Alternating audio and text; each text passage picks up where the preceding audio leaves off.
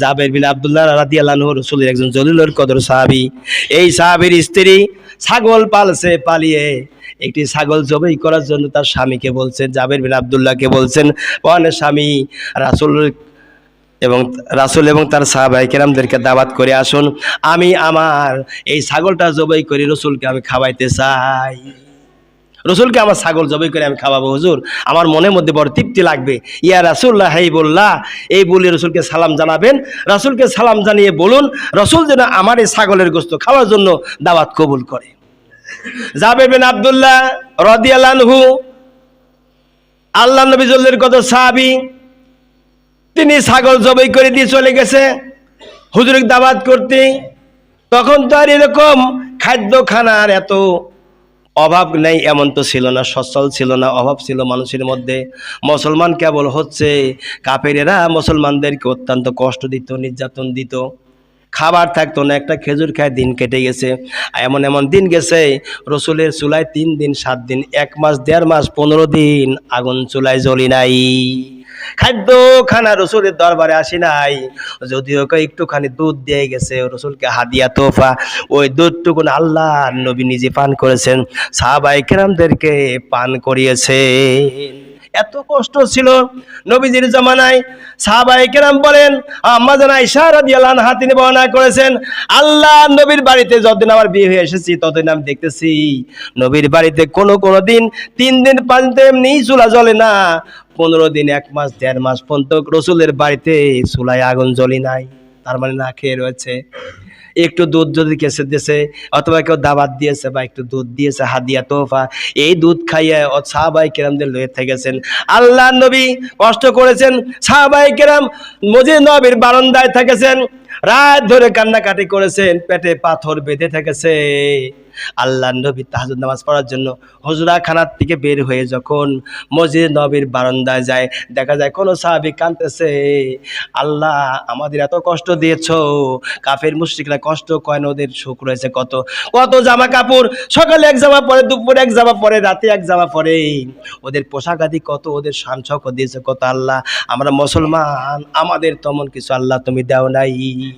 সাহাবায়ে কেরাম কান্দে, মসজিদ নববীর বারান্দায় পেটটা মাটির সঙ্গে লাগাইয়ে তারা কান্দে। নবীজি তাহাজ্জুদ নামাজ পড়ার জন্য যখন মসজিদ নববীর বারান্দায় যায়, হুজুর বারান্দায় যখন নবীর বারান্দায় যখন যায়, দেখে সাহাবায়ে কেরামরা এক একজন এক এক রকম দৃশ্য হয়ে কান্নাকাটি করছে।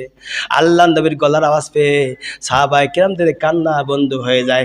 নবীর চেহারার দিকে ক্ষুধার্ত সাহাবায়ে কেরাম যখন একবার সুনজরে চায়, চাওয়ার পর পর যে সাহাবায়ে কেরাম পেটে পাথর বেঁধেছিল, যে সাহাবী পেটটা মাটির সঙ্গে নিয়ে ঘুমাইছিল, পেটটা মাটির সঙ্গে নিয়ে কাঁদতেছিল, যে সাহাবী বসে বসে কাঁদতেছে, যে সাহাবী দোয়া করে হাত তুলে কাঁদতেছে, ওই ক্ষুধার্ত সাহাবায়ে কেরাম, রসুলের জলিল কদর সাহাবায়ে কেরাম আল্লাহ নবী এতিম নবীর দিকে চাইলে তাদের ক্ষুধা নিবৃত্ত হয়ে গিয়েছে। আল্লাহু আকবার।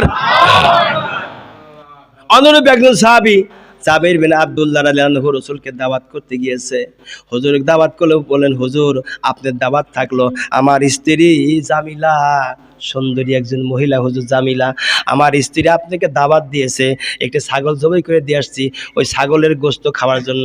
আল্লাহ নবী গো, মা ফাতেমা 3 দিন খায় না, আপনিও 3 দিন খান নাই, সাহাবায়ে কেরাম 3 দিন খায় না, বড় কষ্টের মধ্যে রয়েছেন হুজুর, সাহাবায়ে কেরামদের লইয়া আমার বাড়িতে আমার দাওয়াত খেতে যাবেন। জাবের বিন আব্দুল্লাহ রাদিয়াল্লাহু আনহু সাহাবী দাওয়াত দিয়ে বাড়ি চলে আসতেছে। ইতিমধ্যে জাবের বিন আব্দুল্লাহর 2টা সন্তান, আব্দুল্লাহ এবং মুহাম্মদ 2 সন্তান ছিল। এই 2 সন্তান আব্দুল্লাহ মুহাম্মদকে ডেকে বলছে, ভাই, ও ভাই, আমার বাবা জাবের বিন আব্দুল্লাহ ছাগল কি করে জবাই করেছে দেখা দাও, দেখি শুনি।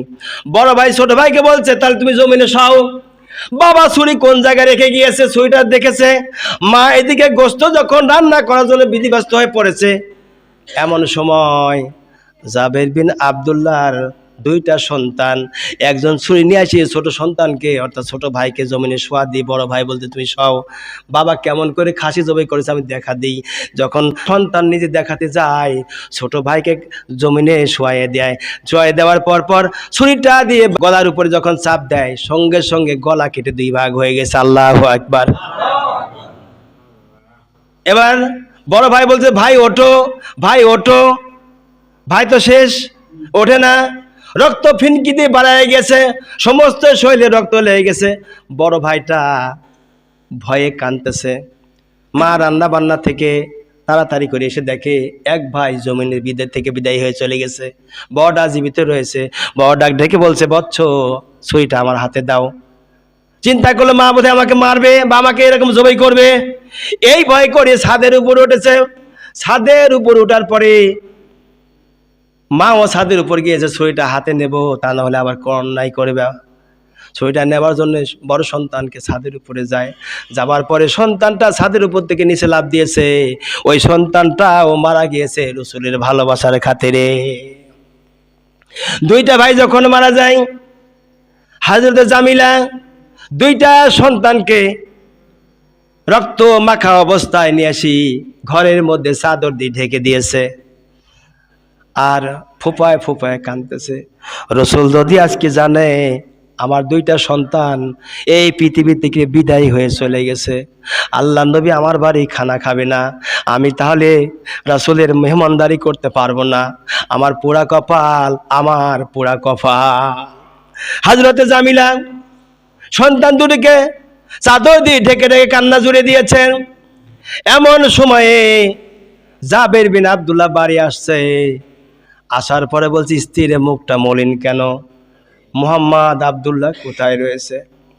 জাবের বিন আব্দুল্লাহর স্ত্রী বলে, পনে স্বামী, যেভাবে করে ছাগল জবাই করেছেন, আপনার বড় সন্তান ছোট সন্তানকে এভাবে করে জমিনের উপরে শোয়াই জবাই করেছে। আমি বুঝতে পারি না, এই রান্না বান্না রেখে আমি যখন দৌড়াই গেছি, যাই তার কান্নার আওয়াজ পেয়ে দেখি ছোট সন্তানটা জমিনের উপরে দ্বিখণ্ড হয়ে আছে পড়ে। বড় সন্তানের হাতে ছুরি রয়েছে, ছুরিটা আমি চাইতে গেলাম, আমার সন্তান আমাকে ছুরি দিল না, ছাদের উপরে উঠলো।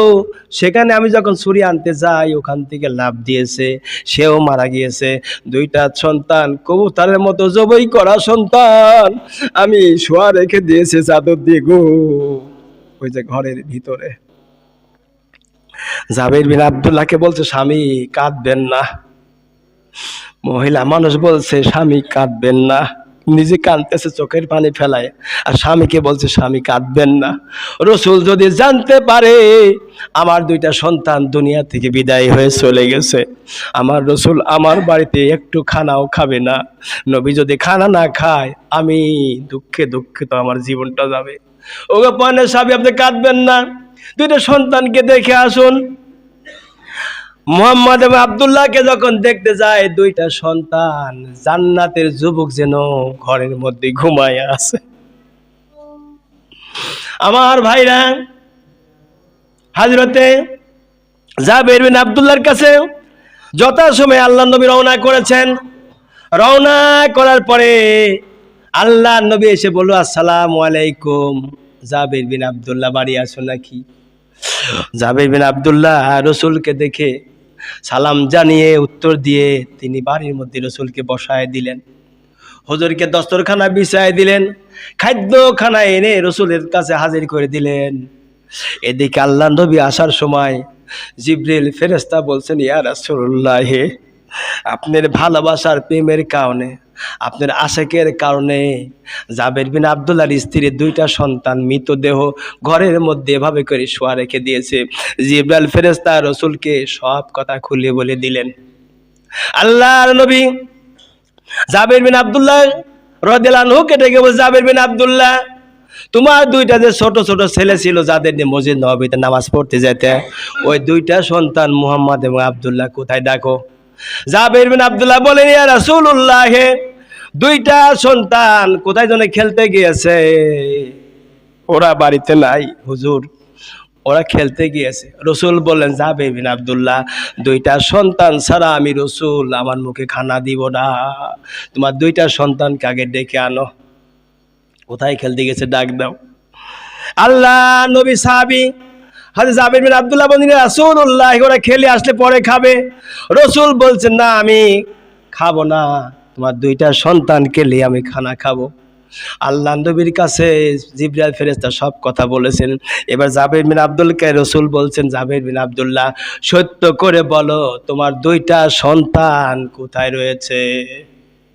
জাবের বিন আব্দুল্লাহ যেন বলেন, ইয়া রাসূলুল্লাহ, যেমন করে আপনার জন্য ছাগল জবাই করেছি, যেইখানে ছুরি রেখেছি বড় সন্তানটি ছুরি দেখেছে, জবাই করাও দেখেছে দুই ভাই। এক ভাই অপর ভাইকে বলছে, ভাই কেমন করে আমার পিতা ছাগল জবাই করে দেখাও দেখি। এই দেখা থেকে আমার দুইটা সন্তানই দুনিয়া থেকে বিদায় হয়ে চলে গেছে। রসুল বললেন, জাবের রে, তোমার কথা আমাকে আল্লাহ ফেরেশতা দিয়ে সব জানা দিয়েছে। রে জাবের, তোমার সন্তানকে আব্দুল্লাহ মুহাম্মদ বলে ডাক দাও। আল্লাহ নবীর সাহাবী, জান্নাতি সাহাবী জাবের বিন আব্দুল্লাহ, তার স্ত্রী জামিলা, ইন্নাল্লাহা মা'আস সাবিরিন, ধৈর্য ধারণ করেছেন। ধৈর্যর ফল এটাই আসলো।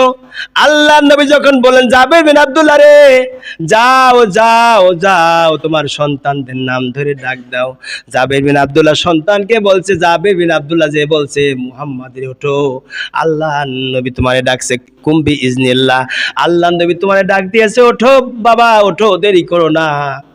রসুলের কথা বলার সাথে সাথে কুম্বি ইজনিল্লাহ বলার সাথে সাথে জাবের বিন আব্দুল্লাহর দুইটা সন্তান আব্দুল্লাহ ইবনে মুহাম্মদ জিন্দা হয়ে বাবার সামনে দাঁড়া হয়েছে। আল্লাহু আকবার, আল্লাহু আকবার। হযরত জাবের বিন আব্দুল্লাহ আনহুর দুইটা সন্তান যখন দাঁড়া হয়েছেন জিন্দা হইয়া, আল্লাহ নবী বললেন, তোমার দুইটা সন্তানকে গোসল করায় নিয়ে আসো। দুইটা সন্তানকে গোসল করায় নিয়ে আসা হলো। গোসল করে নিয়ে আসার পরে রসুলের পাশে বসায় খেতে দেওয়া হলো। আল্লাহ নবী বললেন, ও সাহাবায়ে কেরাম, ছাগলের গোশতগুলো খাইয়া হাড্ডিগুলো এক জায়গায় তোমরা রেখে দিও। আল্লাহ নবী সাহাবায়ে কেরামদের নির্দেশ দেওয়ার সাথে সাথে সাহাবায়ে কেরাম গোস্ত খেলেন। গোস্ত খাওয়ার পরে হাড্ডিগুলি এক জায়গায় স্তব করে রেখে দিলেন আল্লাহ নবীর কথা অনুযায়ী। আল্লাহ নবী জনাবি মুহাম্মদ রাসূলুল্লাহ সাল্লাল্লাহু আলাইহি সাল্লাম, আমার ভাইরা, হাড্ডিগুলি রেখে যখন দিলেন, দেওয়ার পরে খাদ্য খানা সবারই শেষ হয়ে গেছে। আল্লাহ নবী বললেন, কুম বিইজনিল্লাহ, রে ছাগল, আগে যেমন ছাগল ছিলি তেমনই ছাগল হয়ে যা। আল্লাহ নবী তার সাহাবী ধৈর্য ধারণ করার জন্য ছাগল, যে ছাগল জবাই করেছিল ওই রকম ছাগল হুবহুব রাসূলের সামনে দাঁড়ায়া ভ্যা করে ডাক দিয়েছে, আল্লাহু আকবার, লিল্লাহি তাকবীর। আমার নবী তোমার নবী, লিল্লাহি তাকবীর। আল কোরআনের আলো, আল হাদিসের আলো, আমার নেতা তোমার নেতা, লিল্লাহি তাকবীর। আমার ভাইরা, ধৈর্য ধারণের ফল তাহলে কয়টা আসলো? জোরে বলি।